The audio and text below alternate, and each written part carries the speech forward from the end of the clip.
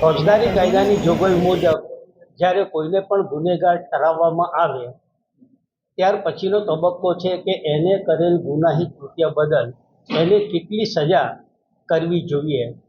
એટલે સજાનું પ્રમાણ પણ બહુ વધારે ન હોય, બહુ ઓછું ન હોય અને ન્યાયિક રીતે એ વ્યક્તિએ કરેલ ગુના સંબંધે એને સજા કરવા માટે બંને પક્ષકારોને સાંભળવાની એક જોગવાઈ રાખવામાં આવેલી છે.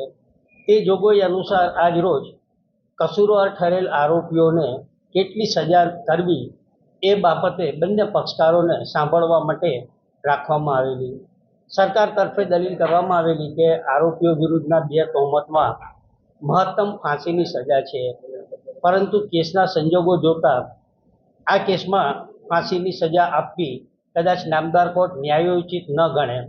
તો પણ આરોપી વિરુદ્ધના 2 ચાર્જ એવા છે કે જેમાં ગેંગરેપ છે અને સગીર બાળા ઉપર જ્યારે સામૂહિક બળાત્કારનો આક્ષેપ છે ત્યારે એ કાયદામાં ઠરાવેલ મહત્તમ સજાની જોગવાઈ કે વ્યક્તિ કુદરતી જીવન જીવે ત્યાં સુધીને આજીવન કેદની સજા અંગે અમે નામદાર કોર્ટ સમક્ષ ભારપૂર્વક દલીલો કરી અને રજૂઆત કરેલી છે.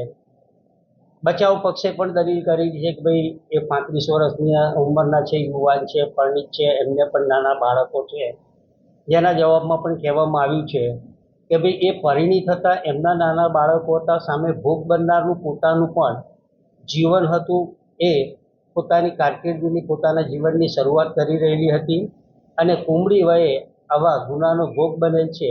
ત્યારે આવા સંજોગો ધ્યાનમાં લઈ અને આરોપીઓ જીવે ત્યાં સુધીને એમને કેદની સજા કરવી જોઈએ.